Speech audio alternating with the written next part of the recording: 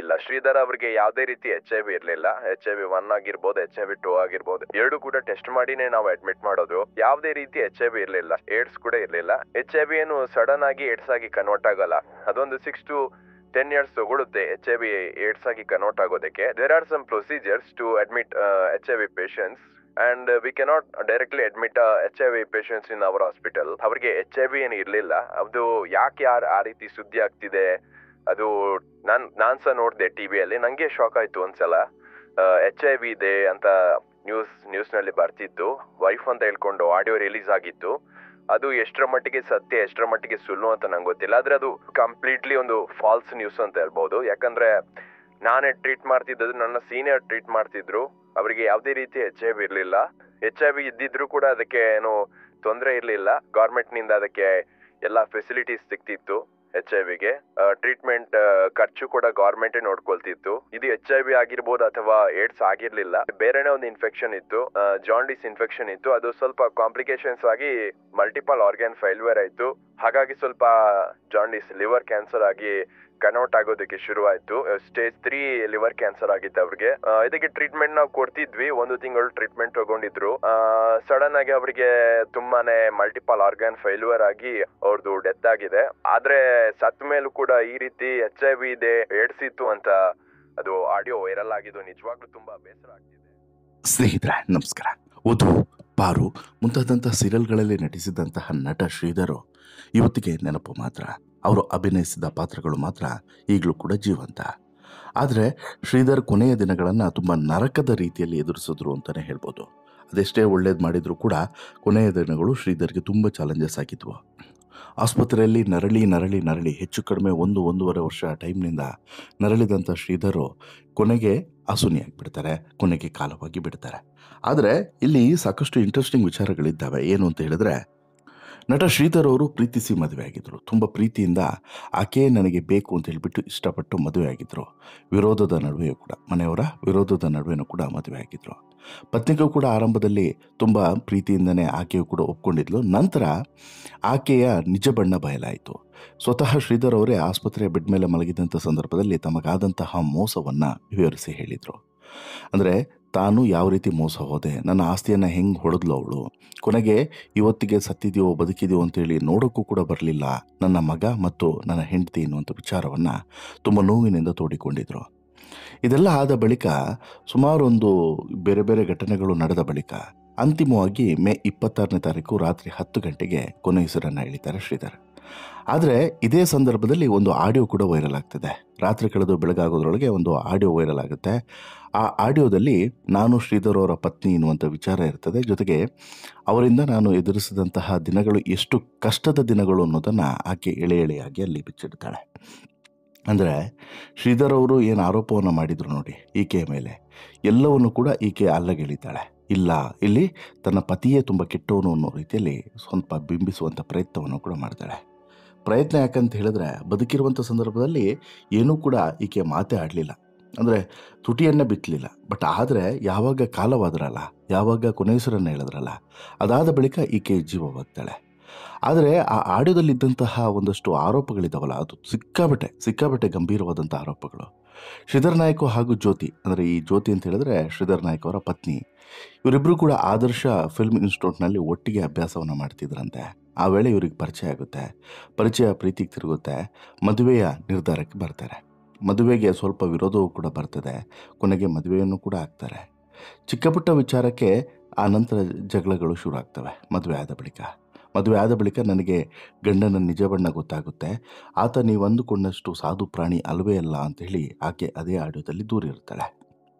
ಇನ್ನು ಈ ಮಗನ ಜೊತೆಗೆ ತಾನು ಕೂಡ, ಅಂದರೆ ಸಂಸಾರವನ್ನು ಸಾಗಿಸಲೇಬೇಕು, ಗಂಡನಿಂದ ದೂರ ಆಗಬೇಕು ಅನ್ನೋಂಥ ನಿರ್ಧಾರಕ್ಕೆ ಬಂದು ಮಗನ ಜೊತೆಗೆ ಆಕೆಯು ಕೂಡ ಮನೆ ಬಿಟ್ಟು ಹೊರಗಡೆ ಬರ್ತಾಳೆ. ಅವತ್ತಿನಿಂದ ಇಂಡಿಪೆಂಡೆಂಟ್ ಆಗಿ ಜೀವನವನ್ನು ಸಾಗಿಸ್ತಿದ್ದೀವಿ ಅಂತೇಳಿ ಹೇಳ್ತಾರೆ. ಇದೇ ವೇಳೆ ಶ್ರೀಧರ್ಗೆ ಹುಡುಗಿಯರ ಸಾವಾಸ ಇತ್ತು. HIV ಅನ್ನುವಂತಹ ಒಂದು ಮಾರಕ ಕಾಯಿಲೆ, ಹಾಗೆಯೇ ಕ್ಯಾನ್ಸರ್ ಕಾಯಿಲೆ ಇಷ್ಟು ಕೂಡ ಇತ್ತು ಅನ್ನುವಂತಹದ್ದು ಇದೇ ಆಡಿಯೋದಲ್ಲಿ ಆಕೆ ಮಾಹಿತಿಯನ್ನು ಬಿಚ್ಚಿಟ್ಟಿದ್ರು. ಇದು ಭಾರಿ ಸಂಚಲನಕ್ಕೂ ಕೂಡ ಕಾರಣವಾಗಿತ್ತು. ಯಾರೇ ನಂಬದೇ ಇದ್ದರೂ ಕೂಡ ನಂಬುವಂಥ ರೀತಿಯಲ್ಲಿ ಆಕೆ ವಿವರಿಸಿ ಹೇಳಿದ್ಲು. ಅಂದರೆ HIV ಕೂಡ ಇತ್ತು, ಹುಡುಗಿಯರ ಸಂಪರ್ಕ ಇತ್ತು, ಹಾಗೆಯೇ ಕ್ಯಾನ್ಸರ್ ಕೂಡ ಬಂದಿತ್ತು ಅಂತೇಳಿ. ಮಾರಕ ಕಾಯಿಲೆಗಳೆಲ್ಲವೂ ಕೂಡ ಆತನಿಗೆ ಒಕ್ಕರಿಸಿಕೊಂಡಿತ್ತು ಇದೇ ಕಾರಣಕ್ಕೆ ಅನ್ನುವಂಥ ರೀತಿಯಲ್ಲಿ ಆಕೆ ಆರೋಪವನ್ನು ಮಾಡ್ತಾಳೆ. ಅದು ಹೇಗಾದರೂ ಕೂಡ ಮನಸ್ಸು ಬಂತೋ ಗೊತ್ತಿಲ್ಲ ರೀ.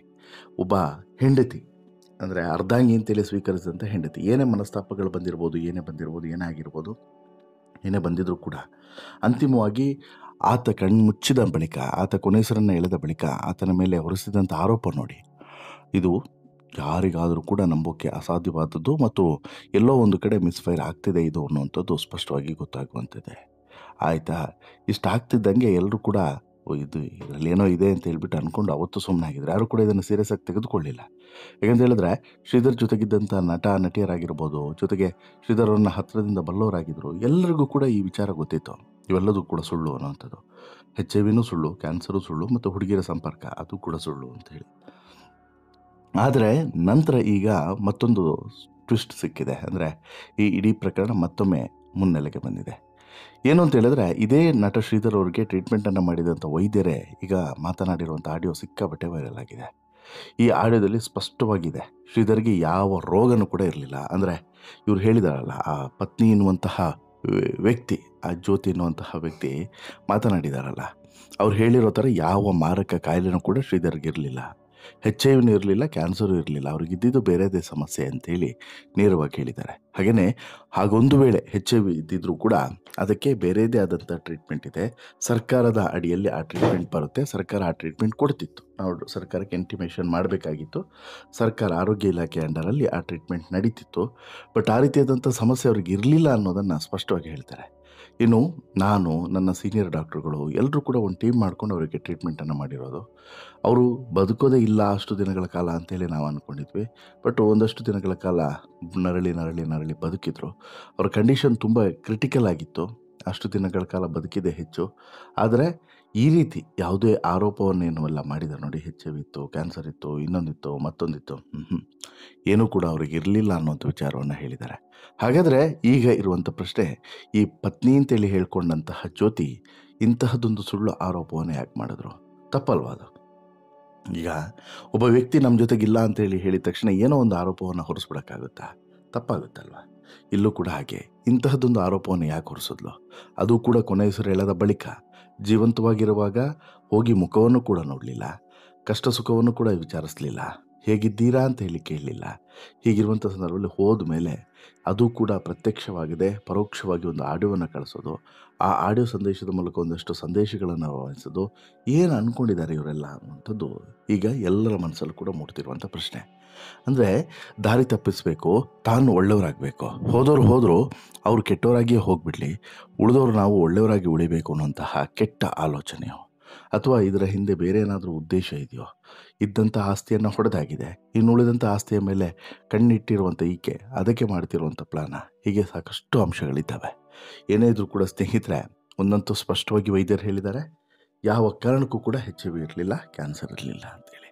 ಹೀಗಿದ್ಮೇಲೆ ಅಂತಹ ಆರೋಪ ಮಾಡಿದಂಥ ಆಕೆಗೆ ದೇವರೇ ಸರಿಯಾದಂಥ ಶಿಕ್ಷೆ ಬಹುಶಃ ಕೊಡಬಹುದು ಅಂತೇಳಿ ಅನಿಸುತ್ತೆ. ನಿಮಗೆ ಅನಿಸುತ್ತೆ ಸ್ನೇಹಿತರೆ, ನಟ ಶ್ರೀಧರ್ ಮೇಲೆ ಇಂಥದ್ದೊಂದು ಗಂಭೀರ ಆರೋಪ, ಸುಳ್ಳು ಆರೋಪವನ್ನು ಮಾಡಿದಂತಹ ಪತ್ನಿಯ ಬಗ್ಗೆ ನಿಮ್ಮ ಅಭಿಪ್ರಾಯ ಏನು? ನಿಮಗೇನು ಅನಿಸುತ್ತೆ? ದಯವಿಟ್ಟು ನಿಮ್ಮ ಅಭಿಪ್ರಾಯವನ್ನು ಕಮೆಂಟ್ ಮಾಡಿ ತಿಳಿಸಿ. ಜೊತೆಗೆ ಈ ಸ್ಟೋರಿ ಇಷ್ಟ ಆಯಿತು ಅಂತ ಹೇಳಿದ್ರೆ ಲೈಕ್ ಮಾಡಿ, ಶೇರ್ ಮಾಡಿ, ಚಾನಲ್ಗೆ ಸಬ್ಸ್ಕ್ರೈಬ್ ಆಗೋದನ್ನು ಮರಿಬೇಡಿ. ಧನ್ಯವಾದ.